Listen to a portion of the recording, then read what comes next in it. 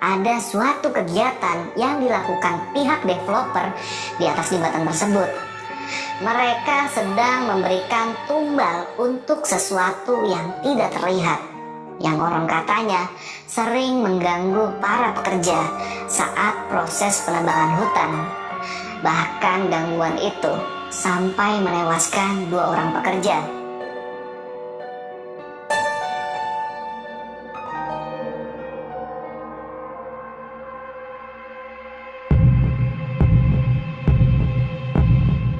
Jadi, cerita yang akan gue bawain kali ini adalah cerita sejarah di balik suatu jembatan yang sampai sekarang dan sampai detik ini masih angker. Jadi, jembatan itu saat ini sangat terkenal angker di daerah yang nggak bisa gue sebutin.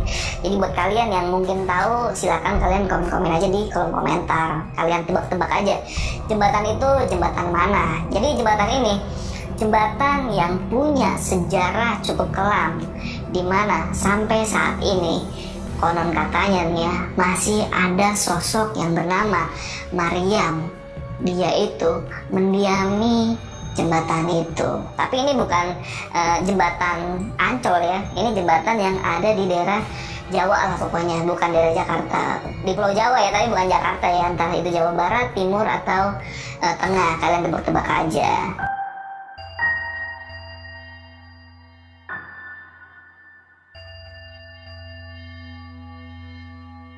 Narasumber kita kali ini bernama Mas Riko. Mas Riko membagikan cerita ini berdasarkan permintaan eyangnya sendiri, yaitu Eyang Joni. Dimana dalam cerita yang akan gua bawakan malam ini ada kaitannya dengan masa lalu Eyang Joni. Saat ini usia Eyang Joni sudah memasuki 76 tahun dan Eyang Joni ingin membagikan satu ceritanya dikala usia beliau baru menginjak 23 tahun.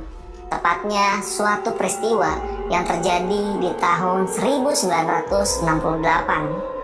Suatu peristiwa yang lagi-lagi dipaksa bungkam dan menyisahkan banyak sekali pertanyaan hingga terciptalah suatu urban legend yang masih melekat di kehidupan masyarakat setempat sampai saat ini.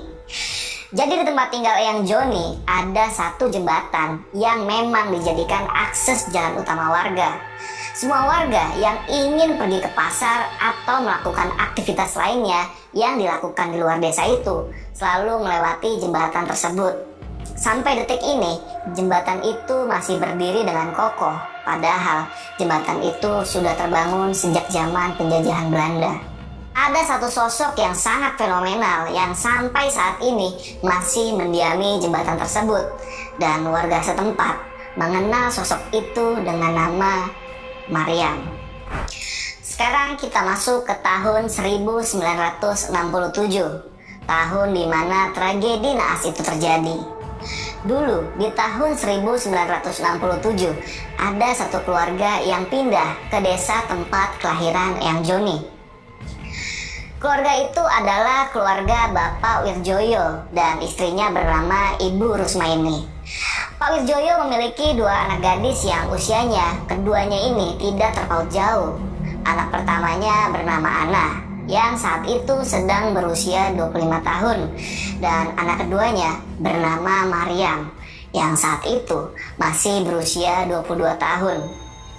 Keduanya masih belum menikah dan yang warga tahu keduanya ini sedang menempuh kursus menjahit di suatu tempat kursus peninggalan Belanda di kota dekat desa tersebut. Keluarga Pak Wirjoyo terkenal paling tersohor di desa itu. Di tahun segitu, keluarga Wirjoyo sudah memiliki sebuah mobil seperti milik orang Belanda. Ditambah lagi, Bu Rusmaini adalah keturunan Indonesia Belanda, di mana ayah beliau ini adalah orang Belanda dan ibunya adalah orang pribumi. Pak Wirjoyo sendiri memiliki sebuah usaha tembakau paling terkenal di kota yang jaraknya tidak terlalu jauh dari desa tempat kelahiran Eyang Joni. Gue gambarin sedikit untuk akses masuk ke dalam desa tempat Eyang Joni ini ya. Dulu desa ini akses masuknya selain melewati jembatan tadi, itu juga melewati hutan jati dan pohon karet yang sangat rimbun. Jadi untuk masuk ke desa ini cukup agak creepy juga sebenarnya. Nah, di desa ini dulu dihuni kurang lebih hanya 27 kepala keluarga. Tapi sekarang sudah tinggal 19 kepala keluarga saja. Dan rata-rata orang sepuh yang asli desa itu semua. Dulu ada developer yang bersedia membayar mahal agar rumah-rumah warga di sana bisa digusur dan dibangun perumahan. Tapi karena semua warga tidak setuju, akhirnya developer tersebut hanya bisa mengambil bagian hutan jati dan kebun pohon karet saja. Entah kenapa sejak diratakan di tahun 2006 sampai detik ini pembangunannya tidak pernah terrealisasikan. Bahkan di tahun 2010 ada suatu kegiatan yang dilakukan pihak developer di atas jembatan tersebut. Konon katanya mereka sedang memberikan tumbal untuk sesuatu yang tidak terlihat, yang orang katanya sering mengganggu para pekerja saat proses penebangan hutan. Bahkan gangguan itu sampai menewaskan 2 orang pekerja. Sejak saat itulah sudah tidak ada lagi aktivitas yang terlihat dari pihak pemborong tersebut. Seakan aktivitasnya ini dipaksa berhenti oleh seseorang yang memiliki power sangat kuat atau sesuatu yang tidak terlihat.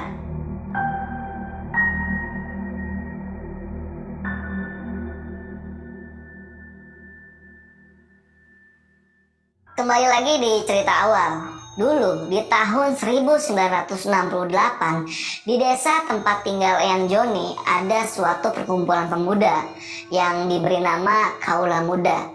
Mungkin kalau sekarang ini dikenal dengan nama Karang Taruna. Nah, pada hari itu Kaula Muda sedang mengadakan persiapan acara 17 Agustusan.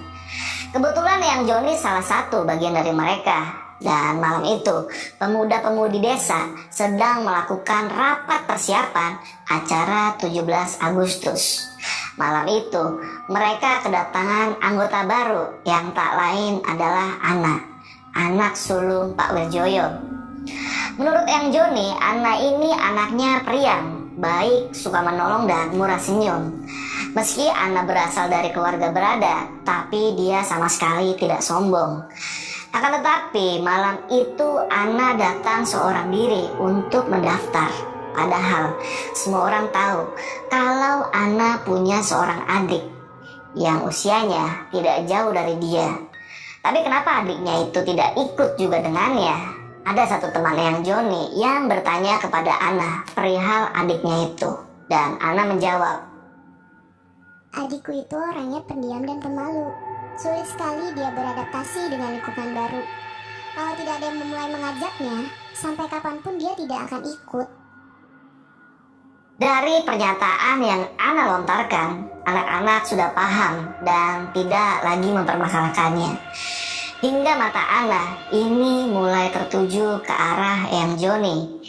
Eyang Joni yang merasa diperhatikan cuma membalas dengan senyum. Tapi tiba-tiba Ana menghampiri Eyang Joni di posisinya yang sedang berdiri sambil merokok di pojokan. Ana bertanya basa-basi untuk mengenal Eyang Joni lebih jauh. Tapi karena saat itu Eyang Joni risih, beliau pun meminta Ana untuk membantu yang lain saja daripada mengobrol dengannya. Dan Eyang Joni pun langsung berbaur dengan teman-teman prianya.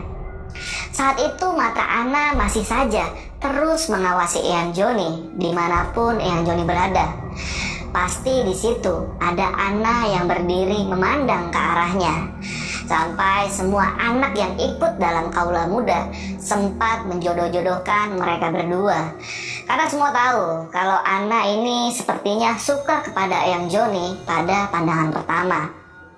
Tapi saat itu Eyang Joni sama sekali tidak ada perasaan apa-apa kepada Ana.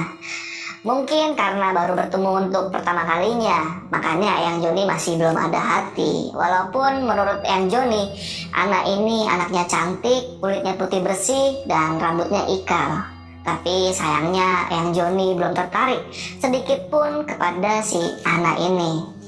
Padahal banyak sekali nih teman-teman pria yang tergila-gila kepada sosok Ana malam itu, tapi tidak dengan Eyang Joni.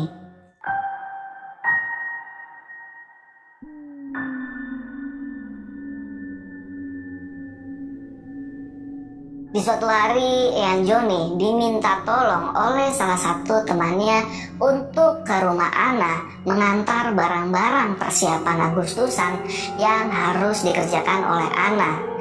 Karena kata Ana, dia tidak bisa datang dikarenakan dia ada kursus menjahit sampai sore hari dan minta bagiannya untuk diantar ke rumah saja agar bisa dia kerjakan saja di rumahnya dia.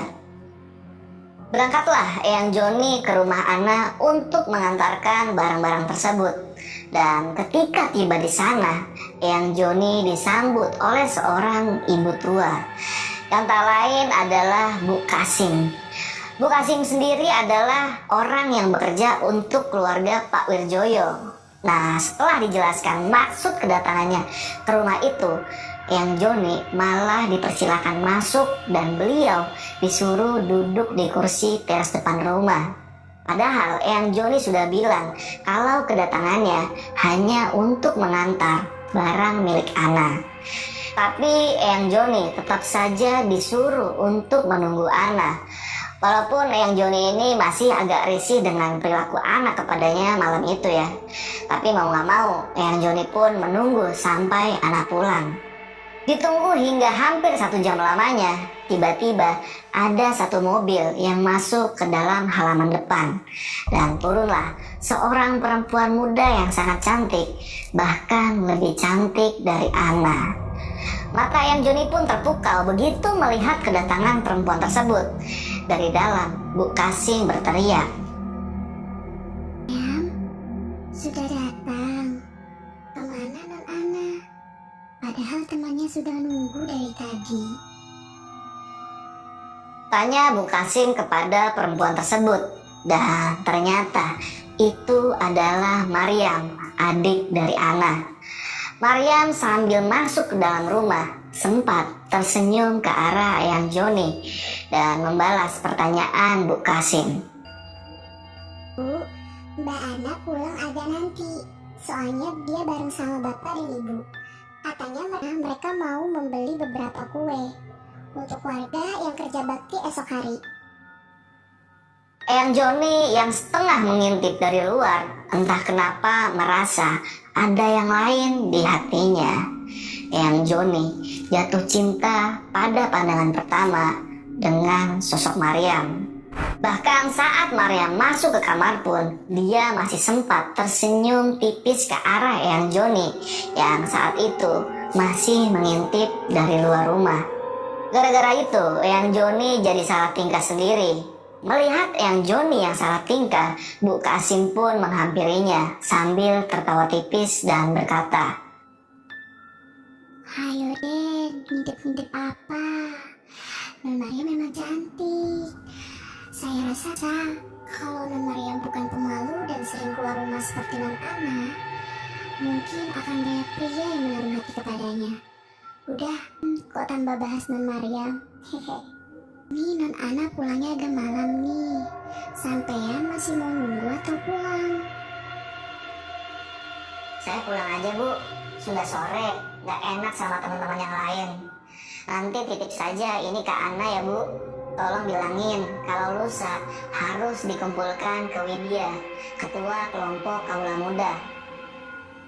Begitu Eyang Joni sudah di luar pagar, beliau melihat nih dengan jelas kalau Maria mengintip di balik jendela rumahnya, seakan ikut mengantar kepulangannya dari rumah keluarga Wirjoyo. Dan terlihat samar-samar Maryam seperti melambaikan tangannya. Dan otomatis Eyang Joni juga membalas dengan lambaian tangan. Setelah itu Eyang Joni pun pergi kembali ke rumahnya karena saat itu hari sudah sore. 3 hari setelah kedatangan Eyang Joni ke rumah Ana pun terlihat di perkumpulan kaula muda hari itu. Tapi Ana tidak datang sendirian, melainkan beliau datang bersama Maryam, adiknya itu. Satu persatu Anna memperkenalkan Maryam kepada semua anggota kaula muda, termasuk kepada Eyang Joni. Oh, kamu ya yang kemarin datang ke rumah cari Mbak Ana. Eyang Joni di situ hanya membalas dengan senyuman, sedangkan Anna mulai merasa risih dengan perilaku Eyang Joni kepada adiknya. Sebab Eyang Joni ini jarang sekali tersenyum kepada si Anna ini. Jadi mungkin di situ dia agak sedikit cemburu. Tiba-tiba Anna langsung menarik lengan Maryam menjauhi posisi Eyang Joni. Eyang Joni yang melihat itu agak sedikit khawatir, takut ada kesalahpahaman di antara keduanya.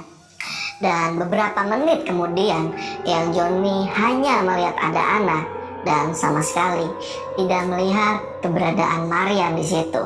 Bersamaan dengan itu, Eyang Joni merasakan ada yang aneh dari sikap Anna kepadanya. Anna terlihat justru lebih pendiam dan sesekali menatap sinis ke arah Eyang Joni. Eyang Joni yang tak ingin berurusan lebih lanjut dengan Anna, beliau memilih untuk menghiraukan Anna dengan segala keanehan sikapnya itu.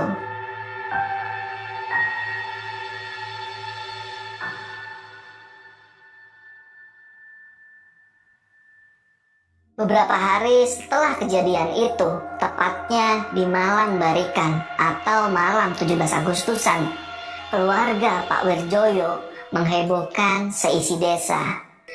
Mereka mengaku kalau Maria menghilang dari rumah. Semua warga di desa langsung dibuat heboh. Bu Rusmaini menjelaskan sambil menangis bahwa Maryam tadi pagi izin keluar rumah. Katanya ingin menemani Isti, salah satu anak kaula muda, untuk membeli pita di pinggir kota. Katanya pita itu nantinya akan dijadikan hiasan panggung pertunjukan dalam peringatan acara Agustusan. Maryam hanya berkata kalau dia akan pulang sebelum jam 12 siang karena dia akan istirahat sebelum malam Barikan tiba. Tapi sampai jam 6 sore, Maryam belum juga sampai di rumahnya. Isti yang saat itu ada di lokasi langsung ditanya tentang keberadaan Maryam.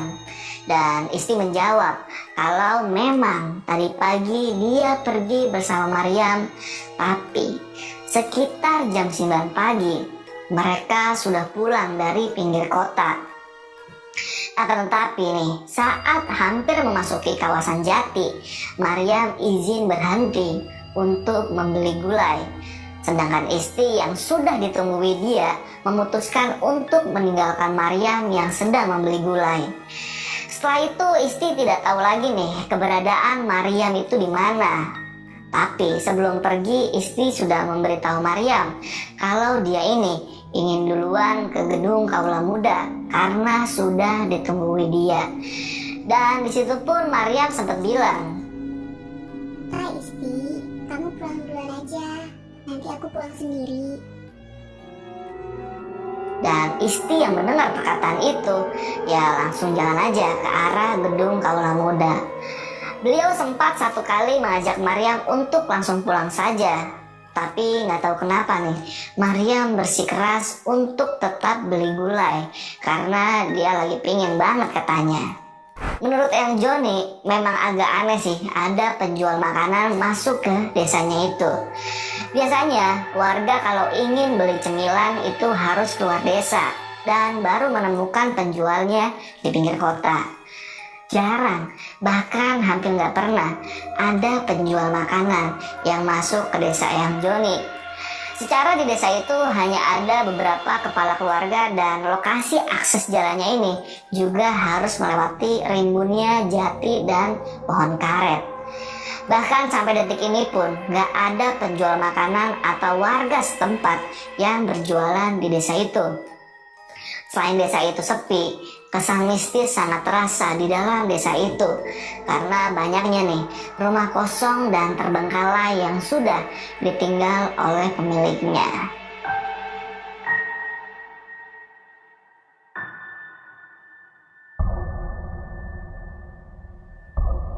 Pak Wirjoyo meminta tolong agar semua warga bersedia membantu beliau mencari di mana keberadaan Maryam.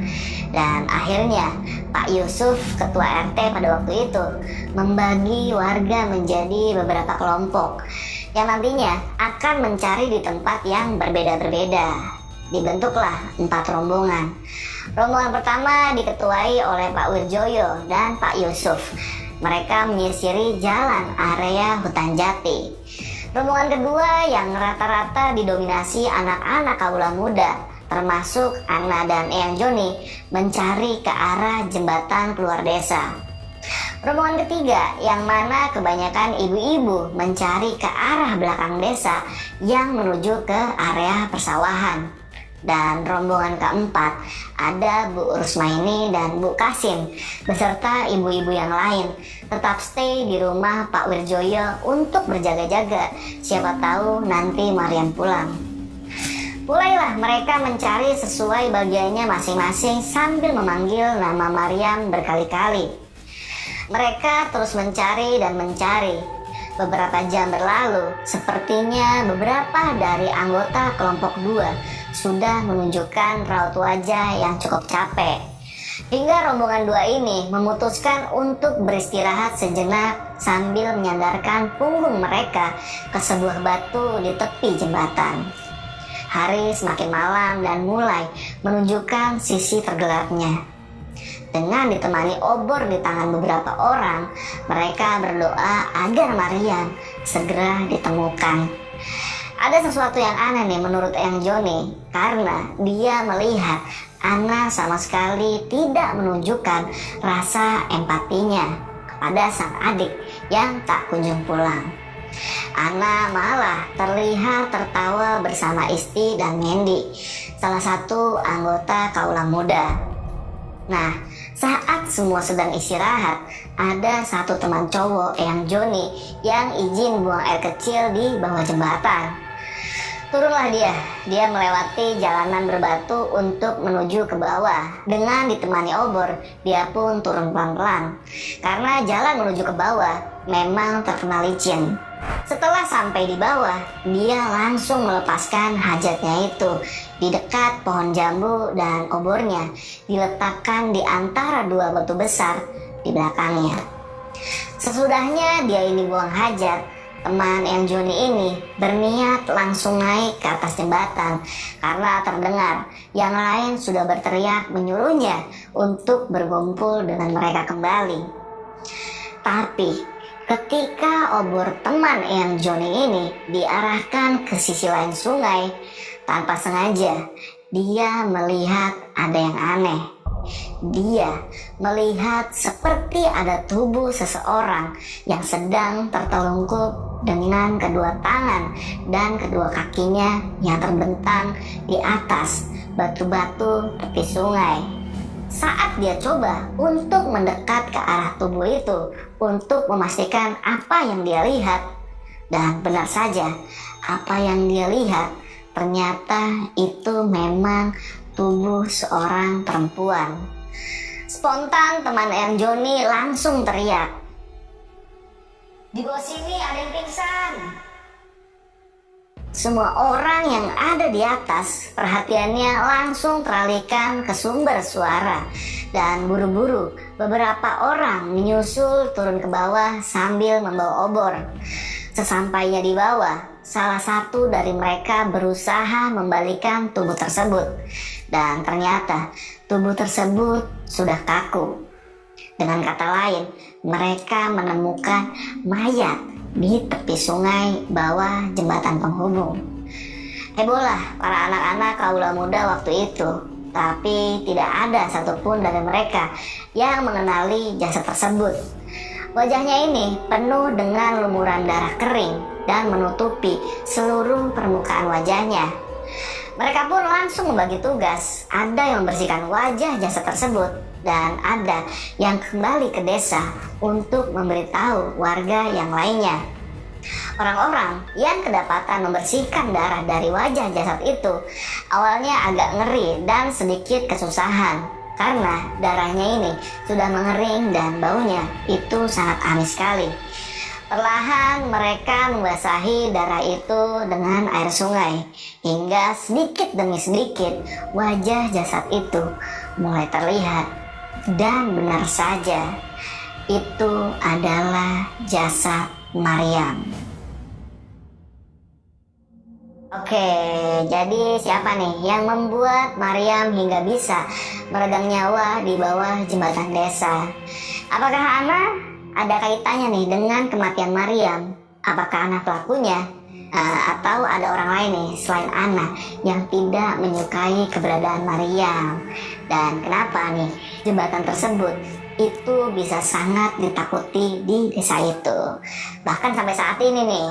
Nah, jadi kalau kalian mau gue lanjutin ceritanya, kalian silakan komen di kolom komentar, minta gue untuk cerita part 2-nya.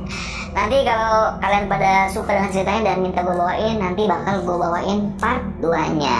Yaudah, sampai jumpa di part berikutnya.